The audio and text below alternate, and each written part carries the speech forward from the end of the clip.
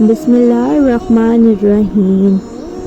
حضرت ابو ہریرہ رضی اللہ تعالی عنہ نے کہا، ایک بار حضرت عمر بن خطاب رضی اللہ تعالی عنہ جمعے کے دن لوگوں کو خطبہ ارشاد فرما رہے تھے کہ اسی دوران میں حضرت عثمان بن حضرت رضی اللہ تعالی عنہ مسجد میں داخل ہوئے۔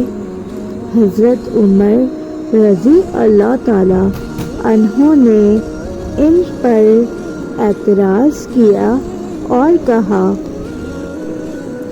لوگوں کو کیا ہوا ہے کہ اذان کے بعد دیر لگاتے ہیں؟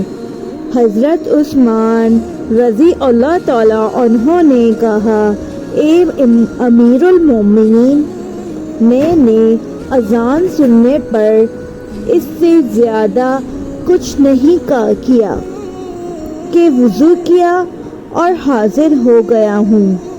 اس پر عمر رضی اللہ تعالی عنہ نے کہا، اور وہ بھی صرف وضو؟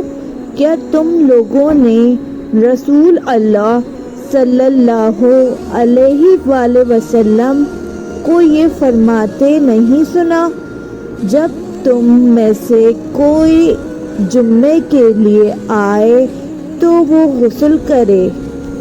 بسم اللہ الرحمن الرحیم۔